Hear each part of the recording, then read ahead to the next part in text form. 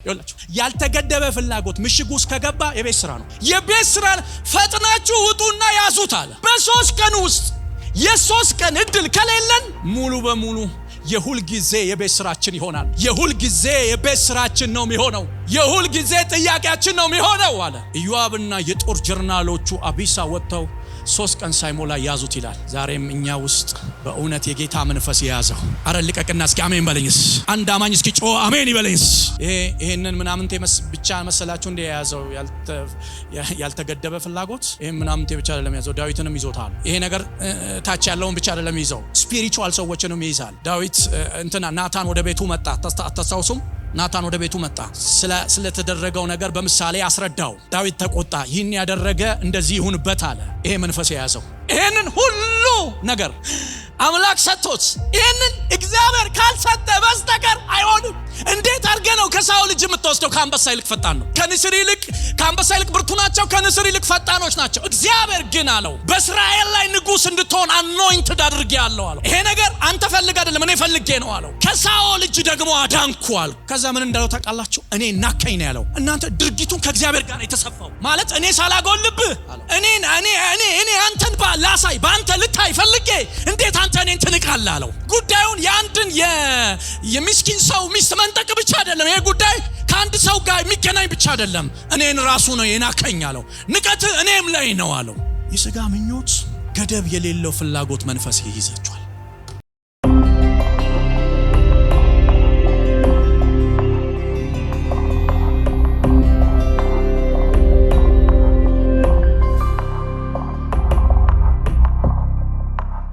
ኢየሱስ ያድናል። ተነስተን የእግዚአብሔርን ቃል ከአንደኛ ዮሐንስ ምዕራፍ 2 ቁጥር 15 ላይ ያለውን ቃል እናነብና ከዛ እንጸልያልና ወደ ትምህርቱ እንገባለን። አንደኛ ዮሐንስ ምዕራፍ 2 ቁጥር 15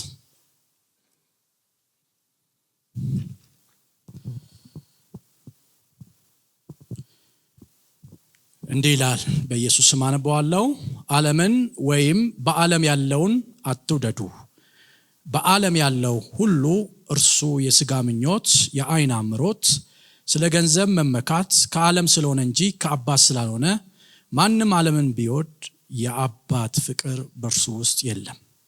ዓለሙም ምኞቱም ያልፋል፣ የእግዚአብሔርን ፍቃድ የሚያደርግ ለዘለዓለም ይኖራል። አሁን ያነበብኩላችሁ አንደኛ ዮሐንስ ምዕራፍ 2 ቁጥር 15 ላይ ነው ያለው። እንግዲህ ይህንን መልእክት ሐዋርያው ራሱ ዮሐንስ ነው የጻፈው። ይህን መልእክት ሲጽፍ የራሱ ኢንቴንሽን አለው። የራሱ ሊጽፍበት የፈለገው የራሱ ነገር አለ። በኢሲያ ውስጥ ባሉት በአሕዛብ ቤተክርስቲያን ላይ የተነሳ አንዳንድ ብዥታ ነበርና ያንን ብዥታዎችን ለማስተካከል ብሎ ብዕሩን ያነሳል። ለምሳሌ ምዕራፍ 1 ላይ ስለ ሕይወት ቃል ይላል። ከመጀመሪያ የነበረውን የሰማነውን በዓይናችን ያየነውን የተመለከትነውን እጃችን የዳሰሰውን እናወራለን። ሕይወት ተገለጠ ምን ብለናል? አይተንማል እያለ ይናገራል።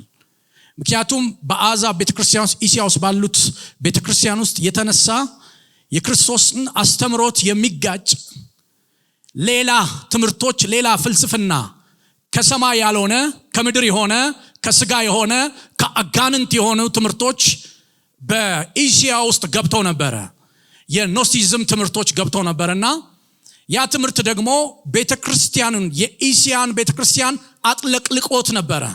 የሐዋርያቶችን ትምህርት ሙሉ በሙሉ የሚጋጭ መዳን በእምነት ነው የሚለውን ትምህርት የሚጋጭ የሚጣረስ አንዳንድ ስተት አስተምሮቶች ነበሩና ያንን አስተምሮቶች ለመከላከል ብሎ ነው ሐዋርያው ዮሐንስ የበጉ ሐዋርያ ይሄን ብዕር የሚጽፈው።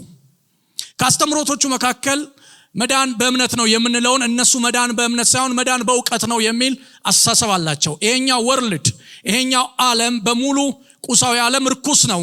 ማንም ሰው ልቀደስ ብሎ ቢፈልግ መቀደስ አይችልም። ስለዚህ እነዚህ ኖስቲዝሞች የሚባሉት በውስጣቸው ብዙ አይነት ትምህርቶች አሏቸው። ገዳማዊነት የነሱ ትምህርት ነው።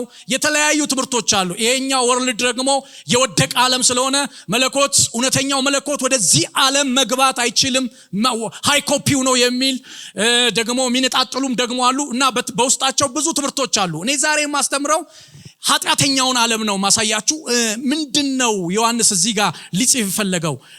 ልጆች ሆይ ዓለምን ወይም በዓለም ያለውን አትውደዱ ለማለት ለምን ፈለገ ስንል ምንድነው ትምህርቱ ስንል ሁሉም ሰው ማንም ሰው ልቀደስ ቢል መቀደስ አይችልም። ማንም ሰው ለምን? ሁሉም በወደቀ ዓለም ውስጥ ስለምንኖር በረከሰ ዓለም ውስጥ ስለምንኖር ያንን ነገር የምናሸንፈው በሌላ መንገድ ነው የሚል አስተሳሰብ ገብቶ ነበርና ያንን ለመመከት እንደውም ምን ይላል ምዕራፍ 2 ላይ ልጆች ሆይ ኃጢአታችሁ ስለ ስሜ ተሰርዮላችኋል ይላችኋል። ጎበዞች ሆይ የእግዚአብሔር ቃል በእናንተ ስለሚኖር ክፉን ስላሸነፋችሁ ጽፍላችኋለሁ ይላችኋል። አባቶች ሆይ ከመጀመሪያ የነበረውን አውቃችኋልና ጽፍላችኋለሁ ይላችኋል። ይሄ ማለት የእድሜ ደረጃ ሳይሆን መንፈሳዊ ብስለቶችን የሚያመለክት ነው። ልጅነት የሚለውን ስለ አይደንቲቲ ሳይሆን ስለ መንፈሳዊ ብስለት እና ስለ መንፈሳዊ ልጅነት የሚያመለክት ነውና ይሄንን ይናገርና ይሄ ትምህርት ልጆቹን አታክ አድርጓል። ኃጢአተኝነት በቤተ ክርስቲያን ውስጥ ተዛብቷል። ኃጢአተኝነት ገብቷል። ኢሶኬ ምንም ችግር የለም የሚል እንደፈለጉ የመሆን ትምህርቶች ገብተው ነበርና ያንን ለመከላከል ብሎ ነው የጻፈው እና እንደዚህ ይላል። እኔ ወደምፈልገው ልምጣላችሁ። እንደዚህ ይላል ዓለምን ወይም በዓለም ያለውን አትውደዱ ይላል። ዓለምን ወይም በዓለም ያለውን አትውደዱ። ዓለም የሚለው 3 ነገሮችን ዓለም ውስጥ ያስቀምጣል። ኮስሞ የሚለውን የግሪክ ሐሳብ ይይዛል። ዓለም ማለት ጂኦግራፊካል አቀማመጡን፣ ሁለተኛ በዛ ውስጥ ያለውን ሶሳይቲ፣ ሶስተኛ ሲስተሙን ነው። ዮሐንስ ግን እየጻፈ ያለው ጂኦግራፊካል አቀማመጡን በውስጧ ያለውን ሳይሆን በጨለማው አገዛዝ ስር የእግዚአብሔር ኦፖዚት ሆኖ ተቃራኒ ሆኖ የቀረበውን ነገር ነው አትውደዱ እያለ የሚናገረው። ዓለምንና በዓለም ያለውን አትውደዱ ይላል። ምክንያቱም እሱም የሥጋ ምኞት፣ የዓይን አምሮት፣ ስለ ገንዘብ መመካት ከዓለም እንጂ ከአባት ስላልሆነ ማንም ይሄንን ዓለም ቢወድ ይሄንን 3 ነገር ቢወድ የአባት ፍቅር በእርሱ ውስጥ የለውም ይላል። በጣም የሚገርም ነው ይሄ ነገር። ምን መሰላችሁ? ተረዱኝ። አንድ ነገር እንድሰሙ ፈልጋለሁ። አብ ለኛ ፍቅር የለውም አይደለም የሚለው፣ እኛ ለሱ ያለንን ፍቅር ያሳጣናል ነው የሚለው። የአብ ፍቅር የለውም። ወገኖቼ ለማምለክ አምልኮ አስፈላጊነቱ በአምሳ መንገድ ስትማሩ አይደለም መታችሁ የምታመልኩት። ለመዘመር፣ ለመጸለይ፣ መንፈሳዊ ስርዓቶችን ለማድረግ፣ መንፈሳዊ ክንዋኔዎችን ለማከናወን አንድ ነገር ያስፈልገናል፣ የአብ ፍቅር። እነዚህ 3ቱ ነገሮች ደግሞ የአብን ፍቅር ነው አታክ የሚያደርጉት።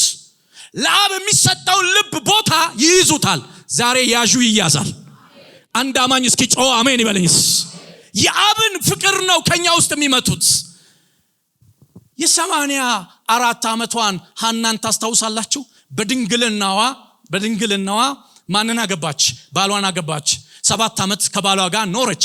ባሏ ሲሞትባት በቀጥታ ፊቷን ወደ ማን ያዞረችው? ወደ መቅደስ አዞረች። ይሁን እኔን ሁላችሁም ወደ መቅደስ አዞራ ለ84 ዓመት በመቅደስ ውስጥ ትተጋ ነበር። ለ84 ዓመት ባል ሊሰጣት አይደለም የምትተጋው፣ ለአንድ ኬዝ ነው።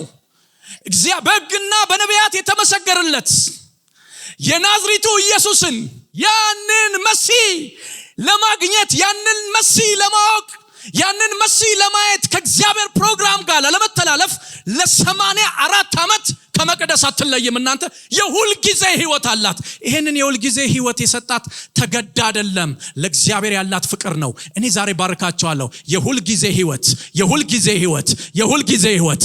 እስኪ አንድ አማኝ ጩና አሜን በለሽ። እኔ አንድ ማልስማማው ነገር የሚመጣ የሆነ ሰንበዲ ሲሄድ የሚሄድ ማህበረሰብ የተነካ አይደለም። የሁል ጊዜ ህይወት ያላቸው ሰዎች ለእግዚአብሔር ጉዳዮቻቸው ከሰው ጋር አይደለም፣ ጉዳዮቻቸው ከአምላካቸው ጋር ነው። ጉዳዮቻቸው ከጌታቸው ጋር ነው። ጌታን ስለሚወዱ ስሙኝ ንገራችሁ፣ እሱ ዛሬም ለዘላለም የሚኖር አምላክ ከነሱ ጋር ስላለ ሁል ጊዜ ይፈልጉታል። ይሄን መንፈስ ሊነጥቅባችሁ የፈለገ የጨለማ አሰራር ዛሬ በኢየሱስ ስም ይመታ። የሁል ጊዜ መንፈስ፣ የሁል ጊዜ ህይወት፣ እግዚአብሔርን በፍቅር የሚፈልግ ህይወት ሐና ውስጥ ታገኛላችሁ። እና ዮሐንስ እየተናገረ ያለው ምንድነው? እነዚህ 3 ነገሮች አደገኞች ናቸው። ከተወለድኩበት ሰፈር አንድ ታሪክ ልንገራችሁና ወደ ትምህርቱ እንመልሳለን። እኔ የተወለድኩት አርሲ ነገሌ ነው። የተማርኩት አድቬንቲስት ነው።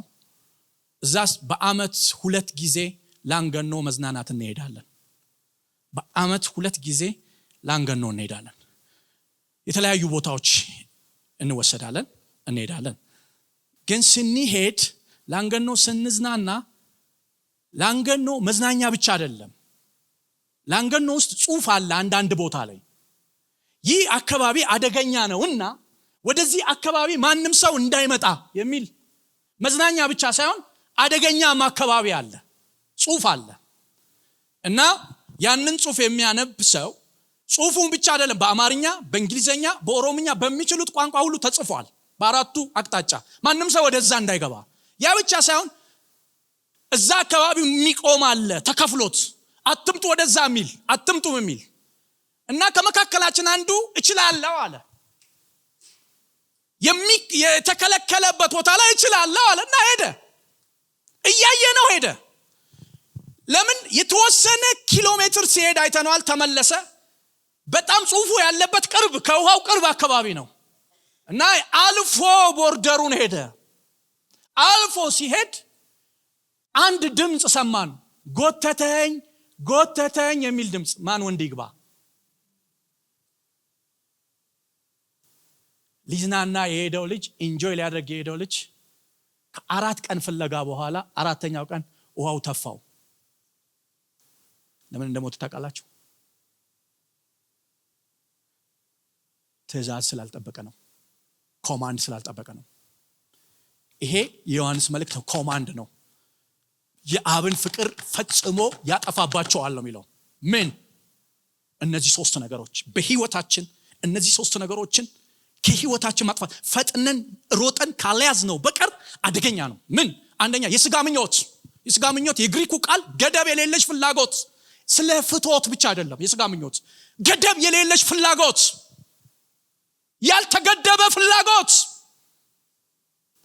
ወገኖቼ ስሙኝ፣ ያልተገደበ ፍላጎት መንፈስ የያዘው ሰው ይኸውላችሁ፣ ያልተገደበ ፍላጎት ያላቸው ሰዎች ድሃና ሀብታም አይደለም። ሰው የሆነው በሙሉ ይዟል። ድሃ ሆኖ ሊይዘው ይችላል።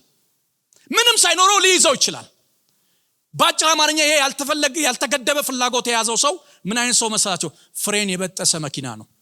በትልቅ ስፒድ የሚሄድ ፍሬን የበጠሰ መኪና ማለት ነው። ያልተገደበ ፍላጎት የያዘው ሰው ያልተገደበ ፍላጎት የያዘው ሰው ለፍላጎቱ የሚደረገው ነገር በሙሉ ያደርጋታል። ሰው ለሱ ትልቅ አይደለም። ማንም ለሱ ትልቅ አይደለም። እሱ የፍላጎቱ ባሪያ ነው። ለሱ ጌታው አምላኩ ሳይሆን ፍላጎቱ ነው። ለዚህ ነው ጳውሎስ በመልእክቱ ሲጽፍ ሰው ልጅ 3 ነገር ካለው ይበቃዋል አለ። ለምን? ከእግዚአብሔር ጋር ያለው ጉዞ እንዳይበላሽበት። ለእግዚአብሔር ያላችሁ ቅንነት፣ ለእግዚአብሔር ያላችሁ ፍቅር፣ ለእግዚአብሔርን የምትፈልጉበት እምነት፣ እግዚአብሔርን የምትፈልጉበት ታማኝነት፣ እግዚአብሔርን የምትፈልጉበት ትዕግስት፣ ለጸሎት ያላችሁ ጉጉት የሚመታ ነገር ስለሆነ ይሄ ምን መሰላችሁ? ስፒሪቹዋል ምን መሰላችሁ? ይሄ እንዴት ብዬ ልንገራችሁ? ኮሮና ነው። ይይዛል። ያልተገደበ ፍላጎት ስፒሪቹዋል ኮሮና ነው። በጌታ በኢየሱስ ስም ዛሬ ይኸውላችሁ ማንንም አይዝም። እናመልጣለን። ካልተፈለገ ፍላጎት፣ ካልተገደበ ፍላጎት የሚያስመልጥ የጌታ ጸጋ በዚህ ቤት ይፈሳል። አንድ አማን ጮህ አሜን ይበልስ። አሜን አትሉም እንዴ? ያልተፈለገ ፍላጎት፣ ያልተገደበ ፍላጎት ከሰዎች ያሳያቸዋለሁ። ከአንዳንድ ሰዎች ስሙኝ፣ እኔ ይሄን ሰውዬ ሳስበው ያስቀኛል። በእውነት ስስቅ ነበር ቤት። እናንተ እንድስቁ አይደለም። ሳቤ የሚባል ሰውዬን ታውቁታላችሁ? ሳቤ ማለት በዳዊት ዘመን ነግሻለሁ ብሎ መለከት የነፋ ሰው ነው። ባይብል ምን ይለዋል? ምናምንቴ ነው ይለዋል። ሉክ ኢውት ምናምንቴ ነው። መጽሐፍ ቅዱስ ሳቤን በእስራኤል ታሪክ ውስጥ ምናምንቴ ሰዎች አሉ። ምናምንቴ ሰዎች ማለት በአጭር አማርኛ ምን ማለት ነው? ስፒሪቹዋል ኮኔክሽን ምንም የሌለባቸው፣ ሰማይ በእነሱ ሊንቀሳቀስ የማይፈልግ፣ ሰማይ ተዘግቶ ምናምንቴ ሆኖ ህይወቱ ላይፉ እታች የዘቀጠ ሆኖ የሚፈልገው ግን ንግስናን ነው። መንገስ ፈለገ እና ያደረገው ነገር ምን እንደው ተቃላችሁ? ከባለፉ ዘመኖች ትሬንድ አረገ። 14 መሳፍንቶች ተነስተዋል። እነ ጌዲዮን፣ እነ ሳምሶን፣ እነ ባርቅ፣ እነ ዮፍታይ፣ እነ ቶላ የሚባሉ እነዚህ መሳፍንቶች ሲነሱ መለከት ነፍተዋል። እስራኤል ይሄንን ያውቃል። ተራራ ላይ ወጥቶ መለከት የነፋ ሰው ነግሻለሁ ያለ ይከተሉታል። እግዚአብሔር የተናገረው ነው። ይሄ ሰው ለፍላጎቱ ላልተገደበ ፍላጎቱ አንደኛ እግዚአብሔር አላለውም። ያደረገው ምንድነው? መለከት ተራራ ላይ ወጥቶ መለከት ነፋ ይላል። እኔ የገረመኝ እሱ መለከት መንፋቱ አይደለም፣ የተከተሉ ሰዎች ነው። አንተ ንፋ እንጂ የማይከተል የለም። መለከት ከነፋ ይከተለዋል። አደገኛው ሰው እኔ ነኝ ካልክ ይከተለዋል። አደገኛው ሰው አንተ ነህ ብለው እናንተ ሰዎች ተከተሉት ይላል። ምንድነው ይሄ ሰውዬ? ሰራዊት የለውም፣ ምንም የተደራጀ ነገር የለውም። ምንድነው ንጉስ ነኝ ያስባለው ካልታችሁኝ?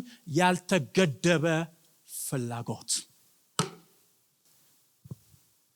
ዛሬ ይህን ሰውዬ የያዘው መንፈስ እኛ ውስጥም ያልተፈለገ ፍላጎት፣ ያልተገደበ ፍላጎትን የሚይዝ መንፈስ ይውጣልን።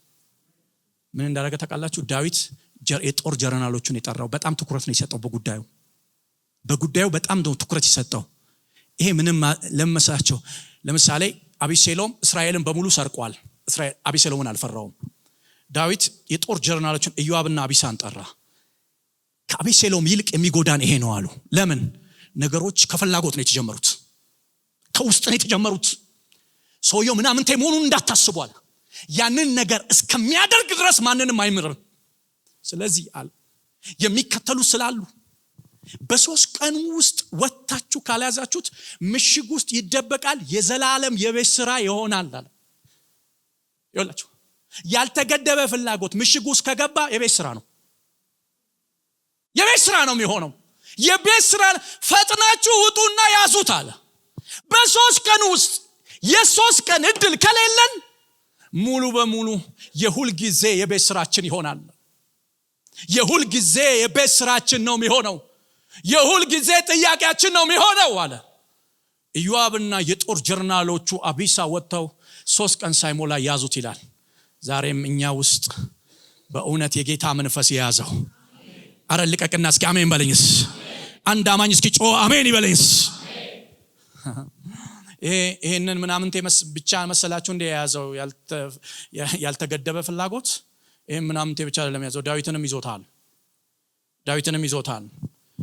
ይሄ ነገር ታች ያለውን ብቻ አይደለም ይዘው፣ ስፒሪቹዋል ሰዎችንም ይይዛል። ዳዊት ናታን ወደ ቤቱ መጣ። አታስታውሱም? ናታን ወደ ቤቱ መጣ። ስለተደረገው ነገር በምሳሌ አስረዳው። ዳዊት ተቆጣ። ይህን ያደረገ እንደዚህ ይሁንበት አለ። ናታኑ ፊቱን ወደሱ አዞረ። ያ ሰው አንተ ነህ አለው። የመጀመሪያ ያለው ነገር ይገርመኛል። በጣም ነው የሚገርመኝ፣ በጣም ይገርመኛል።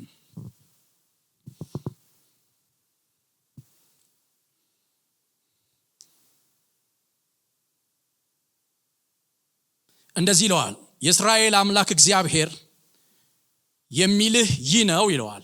ምን ይለዋል? ቀጥሎ እንዲላል በእስራኤል ላይ ንጉስ ትሆን ዘንድ ቀባው 1፣ ከሳኦልም እጅ ታደግኩ 2፣ የጌታንም ቤት ሰጠው 3፣ የጌቶችንም ሚስቶች በብብት አስታቀፉ 4፣ የእስራኤልና የይሁዳን ቤት ሰጠው 5፣ አንሶ ቢሆን ሌላ ጨምርልህ ነበር አለው። ይሄኛው ደግሞ ሳያንሰው ነው ይሄ መንፈስ የያዘው። ይሄንን ሁሉ ነገር አምላክ ሰጥቶት ይሄንን እግዚአብሔር ካልሰጠ በስተቀር አይሆንም። እንዴት አድርገህ ነው ከሳኦል እጅ የምትወስደው? ከአንበሳ ይልቅ ፈጣን ነው።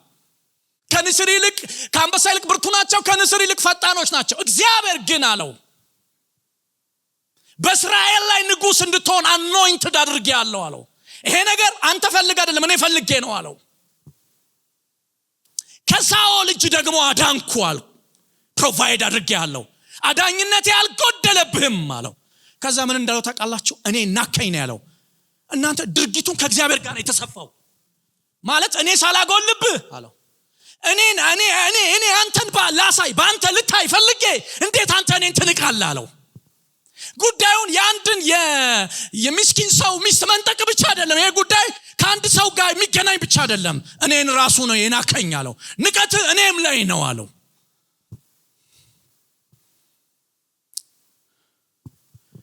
የሥጋ ምኞት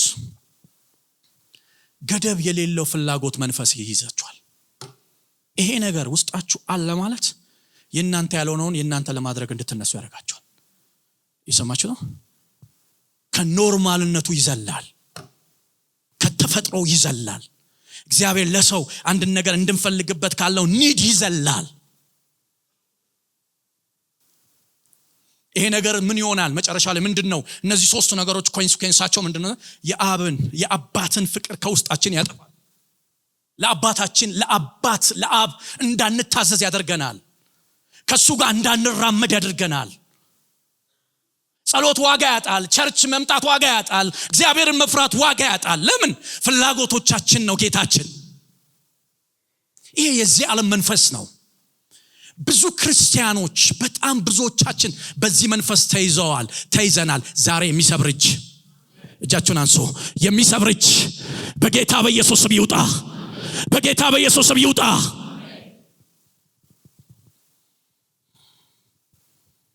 ያልተገደበ ፍላጎት ማለት አይታችሁ ከሆነ ሃማን ታስተውሳላችሁ። እቤቱ ገባና ለሚስቱ ለሱሳ ለሚስቱ ነገራት። አንድ ነገር አላት። ያለውን ክብሬታ ነገራት። ይሄ አለኝ ሀብቱን ነገራት፣ ልጆቹን ላሉት በሙሉ ይሄ ሁሉ ነገርና ንጉሱ ዛሬ እኔም ብቻ ካሉት ግብዣ ቦታ ጋብዞኛል አለ። ግን አለ በበር ላይ ተቀመጠው አለ። ምን አሁን በበር ላይ ተቀመጠ? መታው አልመታው ምን እንደሚጠቅመው? ሰላም የለም አለ። ገደብ እንጂ ሰስኔም ምን ያደርግለታል? አሁን እሱን እጅ ነሳው አነሳው። ይሄ እኮ ሚጮ መንፈስ ብቻ አይደል፣ ይሄ ሌላ ነው። በኢየሱስ ስም የተመታ ይሁን። አረ ልቀቅና እስኪ አሜን በለኝስ። የእውነት እኮ ነው የምነግራችሁ፣ የእውነት ነው የምነግራችሁ። ያልተገደበ ፍላጎት ያላቸው ሰዎች ወዳጅነት አያውቁም። ማንንም ያርዳሉ፣ ማንንም ይሸጣሉ። ስለማንም ጉዳያቸው ሰይፋቸው በዚህም ይቆርጣል። የፍላጎታቸው ባሪያ ናቸው። የፍላጎታቸው ባሪያ ናቸው እያለ ያለው ዓለምንና በዓለም ያለውን አትውደዱ። የሥጋ ምኞት ነው። ቀጥሎ የአይን አምሮት ነው። ቀጥሎ ስለ ገንዘብ መመካት ነው። ከዓለም እንጂ ከአባት አይደለም። ይሄ ሥጋ ነው፣ የአጋንንት ነው፣ የምድር ነው። ይሄንን የሚወድ የአባት ፍቅር በእርሱ ውስጥ የለም። ይሄን ተሸክመ ከሱ ጋር ረጅም መሄድ አትችልም። ከሱ ጋር ያለህን ግንኙነት ነው የሚያጠፋብህ። ወንድሜ እኛ ከያዝነው ይልቅ እሱ ለኛ ያዘው ይበልጣል። አረ አማኝ ጮህ አሜን ይበል እስኪ። አንድ አማኝ አሜን ይበልኝ። አንደኛው ነው። ሁለተኛው የአይን አምሮት ይላል። አይን ማለት ስሙኝ የማይጠግብ ዓለም ነው። ሰለሞን ተናግሮታል። ጆሮ ከመስማት አይጠግብ፣ አይን ከማየት አይሞላም። የማይሞላ ዓለም ነው። ኢዮብ በጣም ይገርመኛል። እኔ ኢዮብን በጣም ነው ማደንቀው። ከአይኔ ጋር ቃል ኪዳንን ገባው አለ። ሚስ እንዳላደርግ፣ እግዚአብሔር በሌለበት እንዳልገኝ፣ ስሙ በሌለበት እንዳልገኝ አለ። ከአይኔ ጋር ነው ቃል ኪዳን የገባሁት አለ። ሰዎች ጌታን ስለማይወዱ አይደለም ከዛ ህይወት ተንሸራተው አሁን ባሉበት ዓለም ውስጥ ራሳቸው ወግተው የገደሉት። ይሄ መንፈስ እቺ ዓለም ከተፈጠረ ጀምሮ ይላችሁ ራሻ ከሰራችው አቶሚክ ቦምብ ሰሜን ኮሪያ ካላት፣ አሜሪካን ካላት፣ እስራኤል ካላት ይበልጣል። አሁን የምነግራችሁ ሶስቱ ነገር አብን ነው የሚያሳጣክ። ገላትያ ላይ ምን ይላል? ከአሁኑ ዓለም ያድነን ዘንድ ልጁን ሰጠን። ማን? አብ። ከአሁኑ ዓለም እንድንድን ልጁን ሰጥቶን እሱን ያሳጣናል። የዓይን አምሮት በፍጹም አይጠግብም። ይሄንን ከመጀመሪያው እንምጣ እስኪ። ከመጀመሪያው ከመምጣቴ በፊት ኢያሪኮ ጋር ሲደርስ ምንድነው የተደረገው? ማንም ሰው ምንም ነገር እንዳይነካ አልተባለም?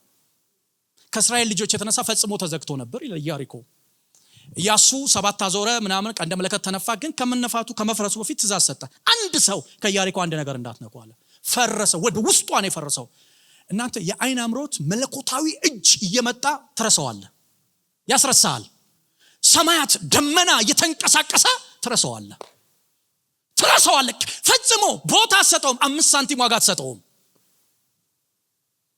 እናንተ ከዛ ገቡ፣ ጨው ነሰነሱ፣ ምን አሉ።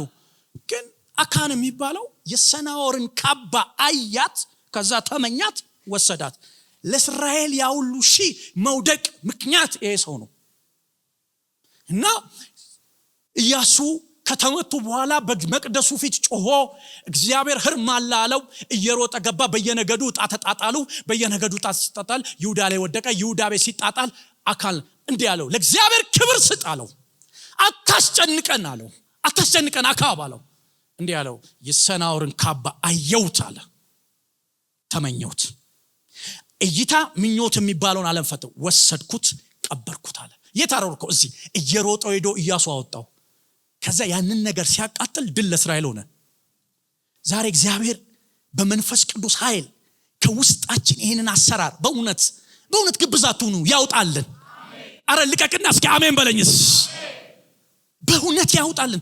ጉዳይ ከእግዚአብሔር ጋር ከሆነ፣ እሱም ብቻ የምትፈልግ ከሆነ፣ ረሃብ እሱ ከሆነ፣ ምኞት እሱ ከሆነ፣ በእውነት የእግዚአብሔርን ትእዛዝ የሚያስተላልፍ ከእግዚአብሔር በሌለበት ተቃራኒ መንገድ የሚያስኬደን የዓይን አምሮት፣ የሥጋ ምኞት በኢየሱስም የተወገደ ይሆን። ይሄ በጣም አደገኛ ነገር ነው። ካያችሁ ይሄ ነገር በመንፈሳዊ ብስለት ነው። ካላደጋችሁበት ነገሮቻችሁ ተመልሶ አተሸንፉትም። የሚያስፈልጋችሁን ሁሉ ተደርጎላችሁ ልታጠፉ ትችላላችሁ። ይሄንን አዳም ጋር ልሰዳችሁ። እባቡ መጣ፣ ሔዋንን ምን አላት? እንድትበይ ተፈቅዷል ሲላት፣ አይ ይሄኛውን አትብሉ ተብሏል፣ ይሄን በበላችሁ ቀን ሞት ትሞታላችሁ ብሏል አላት። ይሄ አሰራር መውደቅ ብቻ አይደለም ያለው። እዚህ ጋር አሁን ዮሐንስ የጻፈው ነገር ነው የመጣው። ምን መሰላችሁ? የአብ ፍቅር ከውስጣችሁ ነው የሚመታባችሁ። ይሄ በመንፈስ ቅዱስ አማካኝነት ቦርን አጌን ስናደርግ በልባችን የፈሰሰ እኛና እግዚአብሔር የተሳሰርንበት ገመድ ማለት ነው። ይሄን ገመድ ይበጥሳል። እንዴት እንደበጠሰባት ላሳያችሁ። ለዚህ ነው የቆሮንቶስ ጻፊም ለክርስቶስ ካላችሁ ቅንነትና ንጽህና እንዳትጎሉ። ሰው ቅንነትና ንጽህና ሲኖረው ነው ከሱ ጋር መራመድ የሚችለው። እየሰማችሁ ነው? ከዛ ኖ እንደሱ እንዳትሆኑ ነው። ወዲያው አየችው ይላል፣ ለዓይኗ ማማራት ይላል። እየሰማችሁ ነው? ለጥበቧ መልካም እንደሆነ አየች ይላል። አማራት፣ የዓይን አምሮት ገባባት። የሰማይ ወፍ በምድር እግዚአብሔር እኮ ሁሉን ግዢ፣ ምንም የቀረ ነገር የለም ከእግዚአብሔር በቀር። ሁሉን እኮ አስገዝቷታል። ተጠራጠረችው። እየሰማችሁ ነው? ሚዛናዊነትን ስፒሪቹዋል ሚዛንን ነው የሚመታብ። ሚዛናዊ እንዳትሆኑ ነው የሚያደርጋችሁ። እየሰማችሁ ነው? ከዛስ ቀጥፋ ወሰደች፣ በላችሁ። ኦኬ ውድቀት መጣ ምናምን። አዳም ይሄንን ያደረገው። ኢየሱስ በተራበ ጊዜ የዚህ ዓለምን ክብር ሰይጣን አላሳየውም? ወድቀ በሰግድልኝ እሰጥሃለሁ አለው። ሂድ አንተ ሰይጣን አለው። ስሙኝ፣ እዩኝ እኔን አንድ ጊዜ ብቻ እዩኝ። ይሄኛው በጥጋቡ ነው፣ ይሄኛው በራቡ ነው እግዚአብሔርን ያከበረው። ይሄኛው በጥጋቡ ነው እግዚአብሔርን የናቀው። ሳይጎለው ነው የዓይን አምሮት የያዘው። ሳይጎልክ ሊይዝክ ይችላል። ለዚህ ነው ሁልጊዜ ቼክ ማድረግ አለባችሁ። ወደ ጸጋው ዙፋን እየቀረባችሁ ማንነታችሁ ቼክ ማድረግ አለባችሁ። ላይፋችሁን በእግዚአብሔር ፊት ማሳየት አለባችሁ። ህይወታችሁን በንጉሱ አምላክ ፊት መያዝ፣ ጽሞና መውሰድ አለባችሁ። የጸጥታ ጊዜ ከእግዚአብሔር ጋር የማሳለፍ ጊዜ ያስፈልጋል። የቱ ጋር ብልሽት እንዳለ መንፈስ ይጠቁማችኋል። አረ ልቀቁና አሜን በሉስ። ያኛው ስሙኝ እንጋችሁ ከጥጋቡ አንድን ይኸውላችሁ በገነት አበቀለለት ይላል። ያልበቀለለት ነገር የለም። ሁሉ ነገር በቅሎለታል። የሌለ ነገር የለም። ይኸውልህ እቤት እግዚአብሔርን ለማክበር መብቀሉም አለመብቀሉም ዋስትና አይደለም። ዋስትናው ማደግ ነው።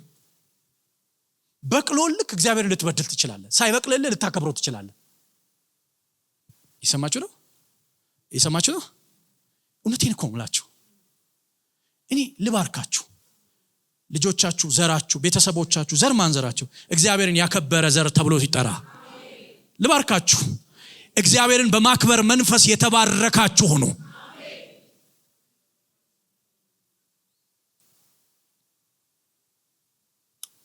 ካለኝ ሰዓት አንፃር ሶስተኛውን ልንገራችሁ። አንደኛው ገደብ የሌለው ፍላጎት ነው የሚያመጣው የሥጋ ምኞት አጠቃላይ። ስለዚህ ያልተፈቀደላህን የኛ ያልሆነውን በሰው እጅ ያለውን ከሰውየው ይልቅ እጁ ላይ ያለውን አብልጠን ሰውየውን ገለን እንድንወስድ ያደርጋል። ብዙ ደመኛ ነው የሚያደርገን። እጆቻችንን በደም ነው የሚያጨቀየው። ይህን ጥንቃቄ ያስፈልጋል። ለእግዚአብሔር ያለንን ፍቅር ብቻ አይደለም የሚመታው። ሁለተኛ የማይሞላ ፍላጎት ውስጥ ይከተናል። ሁለተኛው። ሶስተኛው ስለ ገንዘብ መመካት ይላል። እኔ በጣም ነው እሱ የሚገርመኝ። ይሄ ቃል ሶስተኛው ዮሐንስ ያቀረበው ስለ ገንዘብ መመካት ከዓለም ነው፣ ከአባት አይደለም። ማንም ይሄንን ቢወድ የአባት ፍቅር የለውም። ምን ማለት ነው ስለ ገንዘብ መመካት? ሁለት ሰዎችን ላሳያችሁ ከመጽሐፍ ቅዱስ። ይሄ በጣም ክፉ መንፈስ ነው። ወንድሜ ይስማኝ። ጌታ ኢየሱስን ፈልጎት አንድ ባለጠጋ ወደ ኢየሱስ ክርስቶስ መጣ። ካስታወሳችሁ የዘላለም ሕይወት እንድወርስ ምን ላድርግ አለው። ማንን? ኢየሱስን። ለምን ትጠይቀኛለህ? በሕጉ እንዴት ታነባለህ አለው። በሕጉ እንዴት ነው የምታነበው? ሕጉ ምን ይላል አለው። ከልጅነቴ ጀምሮ ጠብቄያለሁ አለው። ኢየሱስ ምን አለው? አንድ ነገር ይጎልሃል አለው። አንድ ነገር ነው ያለህ አይደለም ያለው፣ የጎደለ ከአንድ ነገር ነው አለው። ሁለት ትምክህት እግዚአብሔር ቤት አይኖርም። አንድ መመኪያ ነው መኖር ያለበት። እግዚአብሔር የጥሩ ነገር ጠላት አይደለም። ቢኖረን የሚጠላ አምላክ አይደለም። መመኪያ ግን ልቡ ውስጥ ከሆነ ምታው ይላል፣ ይመታዋል። ባይብል የሚመካ ቢኖር በማን ይመካ ነው የሚለው? በእግዚአብሔር ይመካ ነው። እግዚአብሔር መመኪያችን ነው፣ የዘላለም መመኪያችን። እና እንዲህ ያለው ያለህን ሽጥ ለዳ ስጥ። ያለህን ይዘህ አይደለም እኔ ጋር መጣው፣ አንተን ነው የምፈልገው። ያለህን አልፈልገውም። በምድር 100 እጥፍ በሰማይ የዘላለም ሕይወት ታገኛል። ባይብል ምን ይላል? ብዙ ሀብት ስለነበረው ይላል። ሉክ ይሁን ከልጅነቱ ጀምሮ የጠበቀውን ሕይወት እያዘነ ሄደ። ለምን? ከዛ ጫማ ወጥቶ መኖር ለምን መሰለ? እሱ ሲመጣ ከተማ ይስቅለታል። ከተማ ብዙዎች ከወንበር ይነሱለታል። ይሰማችሁ? ሁለት ልጅ እናት ሁለት ሴት ልጆች ነበሯትና ሌሎቹ ወንዶች ናቸው። ሁለቱም ሴት ልጆች ባል አገቡ። አንደኛው መናጢ ደሃ ባል ያገባችው፣ አንደኛ ደግሞ ከበርቴ አገባች። እና የከበርቴው ቤት ገዛላቸው፣ መኪና ገዛላቸው፣ ብዙ ነገር አደረገላቸው። ያላደረገላቸው ነገር የለም፣ ብዙ ነገር ያደረገላቸው። እና የመናጢው ደሃ እየኖሩ ቺት አረገ። ሚስት ሰማች፣ ቤተሰብ ሰማ። ፍርድ ቤት ሂጂ አሏት። ድሮም ለሱ አለች እና አፋቷት። ሲኖሩ ያም ሀብታም ቺት አረገ፣ ተሰማ። እና ልጅ እየመጣች እንደዚህ ያደረገ ብላ ስትናገር እንግዲህ ምን ይደረጋል? ሀብታምን እኮ መገሰጽ ሁሉ አይቻልም እኮ፣ መገሰጽ ሁሉ አይቻልም። ለዚህ ነው ጢሞቴዎስን ጳውሎስ የሚለው ሀብታሞችን ለመገሰጽ ችላ አትበል የሚለው። ትንሽ ከተናገርካቸው በፍጹም ኩፍ ያሉ ናቸው። ዋይ እንትኑ ቀላል እንዳይመስል፣ ብሩ አይደለም ወረቀቱ አይደለም ያለው፣ እዛ ቶሮቶሪው ላይ ያለው ግሎሪ ይጠጣል። ግሎሪው ቀላል እንዳይመስል። እንዴ ቀላል ነው እንዴ? በጣም ከባድ እኮ ነው ነገሩ። እያለ እኔ ያው ዳዊትን ማደቀው ከአላፋት ወርቅና ብር ይልቅ የአፍ ቃል ይሻለኛል ሲል፣ ዳኮ ቸርች አንድ ቀን ከቀረ ለምንድን ነው የምትቀረው? ሀብታሙ አንድ አመት ቢቀርራት ኢትስ ኦኬ ነው የሚባለው። ኢትስ ኦኬ አንልህም፣ ትመጣታለህ። ያንተ ነገር አይደለም የምንፈልገው፣ አንተን ነው የምንፈልገው። ልቀቅና እስኪ አሜን በለኝስ። የእውነት ራስ ሰውነትን ነው የሚያሳጣ፣ ሰው መሆንን ያሳጣል። ሁሉ ነገሩን እንድታይለት ነው የሚፈልገው። ቀላል በሽታ እንዳይመስላችሁ፣ ቀላል በሽታ ብዙዎችን አንገት የሰበረ ብዙዎችን አንገት ቀና ያደረገ ነገር እንደሆነ እኔ በራሴ በህይወቴ ያየሁትን ከ10 ወይም ከ12 ዓመት በፊት ወጋገን ባንክ ብር ላወጣ ሲሄድ ከሁለት ቤት ወረዱ። ይሄ መንገድ የሚሰራ ነው ሰውየው መሰለኝ፣ መንገድ የሚሰራ ነው። ትልልቅ ኢንጂነሮች ቦርሳ ይዘዋል ብር ሊወስዱ ወጋገን ባንክ ገቡ እና ኢንጂነር ሲባባሉ ሰምቻለሁ። ኢንጂነር ምናምን ያለ ኢንጂነሩ ጻፈ። የገንዘቡ ባለቤት መጣ፣ ፈረመ። እንዴት በር እንደከፈቱለት እንዲህ እየፈረመ እንዴት ምን ከባድ ነው ነገሩ። ካለ ትመካለ። ባለን አንኖርም፣ ባለን ነው የምንኖረው። መጽሐፍ ቅዱስ ብርና ወርቃቸው በእግዚአብሔር ቁጣ ቀን አያድናቸውም። የሚያድነን አለ። እውነተኛ መታመኛ፣ እውነተኛ መጠጊያ፣ እውነተኛ መሸሸጊያ። ምንም ነገር በዚህ ምድር ላይ ቢበቅልልን ለእግዚአብሔር መንግስት እናውለዋለን እንጂ ድሃዎችን አናስጨንቅም፣ መበለቶችን አናስጨንቅም፣ የእግዚአብሔር ሰዎችን አናስጨንቅም፣ ምስኪኖችን አናስጨንቅም።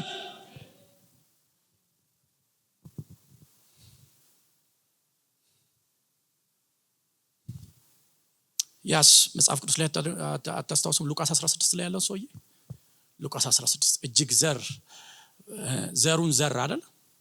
አታስታውሱም? ዘራ። ከዛ እጅግ ፍሬ ምን ሆነለት ይላል። እጅግ ፍሬ ነው የሆነለት። እግዚአብሔር እጅግ ባረከው፣ እጅግ አበለጸገው። እግዚአብሔር ወገኖች ፍሬን የሚሰጥ እግዚአብሔር ነው። መጽሐፍ ቅዱስ የሆድ ፍሬ እግዚአብሔር ስጦታ ነው ይላል። በሰጠክ ስትወጋው ነው ልክ የማይሆነው። እጅግ ፍሬ ሆነለት። ከዛ እንደዚህ ያለ ይላል እጅግ ፍሬ ሲሆንለት ትንሹን ጎተራዬን አፍርሼ ትልቅ ሰራለሁ አለ። ጥሩ ነው። ሰው ማስፋፋት አለበት፣ እድገት ያስፈልገናል። ትልቅ ሰራለሁ አለ። ከዛስ አንቺ አለ። አያችሁ ከዚህ በኋላ ያለው ነገር አንቺ ነፍሴ ለብዙ ዘመን የሚሆን በረከት፣ ነፍሱን ጎተራው ላይ አደረገ። በረከት አለሽ፣ ቢጠጪ ደስ ይበልሽ አለ። ደስታን ለብዙ ዘመን ያየው በተሰጠው እንጂ በሰጠው አይደለም። ልክ የማይሆነው አንድ ነገር ደስታችሁ በሰጣችሁ እንጂ በተሰጣችሁ መሆን የለበትም። ልክ የማይሆነው የዚህ ዓለም መልክ ኃላፊ ነው። ወርዶ ዮሐንስ ምን እንደምትቀላችሁ ምን እንደምትቀላ ሁሉም ነገር ኃላፊ እንደሆነ የማያልፈው የእግዚአብሔር ቃል እንደሆነ ይናገራል። ዮሐንስ አባታዊ ምክር ነው የሚሰጣቸው። ከማያልፈው ጋር ሁኑ እያላቸው ነው። ከሚያልፈው ጋር አትለፉ እያላቸው ነው። ዛሬ መባረካቸዋለሁ። ከማያልፈው ጋር የምትሆኑበት ጸጋ ይሰጣችሁ። አንድ አማኝ እስኪ ጮህ አሜን ይበለኝስ። ይሄንን ነው የምነግራችሁ፣ ይሄንን ነው የማወራችሁ። ሶስቱ ነገር የዚህ ዓለም መንፈስ ነው። አጋንንት በስፋት በሙላት የሚሰራበት ነገር ነው። ጥንቃቄ ያስፈልጋል። ገደብ የሌለው ፍላጎት የሰውን ንጠቅ የሚል ከሆነ ጌታ ሆይ በል እንጂ ጾም ጸሎት ያዝ እንጂ ጾም ጸሎት ያዝ። እውነቴን ነው ምልክ እግዚአብሔር ያላሰመረልን ገደብ የሌላቸው ፍላጎት ያላቸው በትንቢት ሁሉ ሊዋሹ ይችላሉ። እስኪ ሀብታም ቤትና ድሃ ቤት የሚተነበየውን ትንቢት ይሁን ኮንቴነር ያለው ይላል። ድሃ ቤት አታይም፣ ምስኪኖች ጋር አታይም። እግዚአብሔር ትልልቅ አይም ለምስኪኖች። በእውነት እንደኛ እኮ የተናቀ ሰው የለም። በእውነት እውነተኞችን እግዚአብሔር ያብዛልን። አረ አንድ አማኝ ጮህ አሜን ይበለኝስ። ያስነጥቃል፣ ይኸውልህ ያብሰለስላል። ሰው እጅ ላይ ስታይ ጌታ አምጥቶ ነው ጋልቦ ነው ትላለህ። ጋልቦ አይደለም ሰርቶ ነው እግዚአብሔር። ይሄን መንፈስ የዚህ ዓለምን መንፈስ እነዚህ ሶስቱ ነገሮች ከህይወታችን ያስወግድ። በእውነት መጾም ካለባችሁ እንጾም። ሱባኤ መግባት ካለባችሁ ራስ ቼክ ማድረግ፣ ሜዲቴት ማድረግ፣ ራስን ማየት ራስን መሰለል፣ ራስን ምሽግን መጠበቅ፣ ነገርን ማየት ጥሩ ነው። የቱ ጋር ነው የተበላሸሁት? ያዝ ይልሃል እንደ ዳዊት። እግዚአብሔር ሁሉን ነገር ነጥቆ ሰጥቶክ ሳያንስክ አይተክ ሰገነት ላይ ሆነ አይተክ የማነች ብለ የሰውን ያዝያዝ ይልሃል። ጩህ እንጂ በእግዚአብሔር ፊት እንዴ ምን እስኪ በቅልብን ነው የምንጠብቀው? መጮህ አለብን እንጂ የሚያድን አምላክ ከሰማይ አለ። እንጸልይ።